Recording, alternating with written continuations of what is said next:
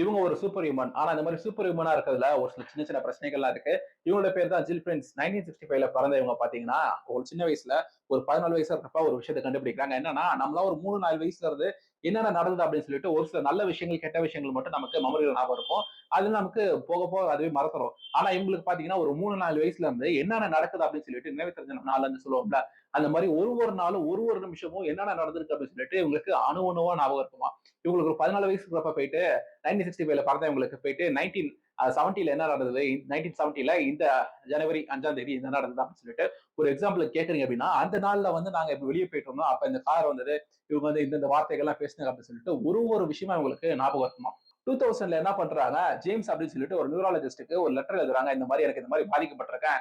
என்ன பண்றது அப்படின்னு சொல்லிட்டு ஒரு லெட்டர் எழுத அவரும் ஷாக் ஆயிட்டு ஒரு டீம் அரேஞ்ச் பண்ணிட்டு 2006 வரைக்கும் ஒரு 6 வருஷத்துக்கு இவங்களை வச்சு ஒரு ரிசர்ச் பண்றாங்க.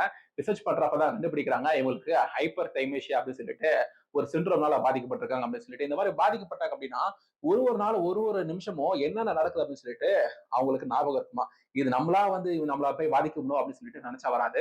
அதுவாதான் அது வருமா. ஆனா இந்த மாதிரி விஷயத்துல பாதிக்கப்படுறதுனால என்ன பிரச்சனை அப்படின்னா, நமக்கு நடந்திருக்க சந்தோஷமான விஷயங்களுக்கு நமக்கு ஞாபகம் இருக்கும். நமக்கு நடந்த கெட்ட கெட்ட விஷயங்கள் அதுவும் நமக்கு ஞாபகம் இருக்கும். சோ இத பத்தி நீங்க என்ன நினைக்கிறீங்க? இது ஒரு வரமா இல்ல அது ஒரு சாபமா?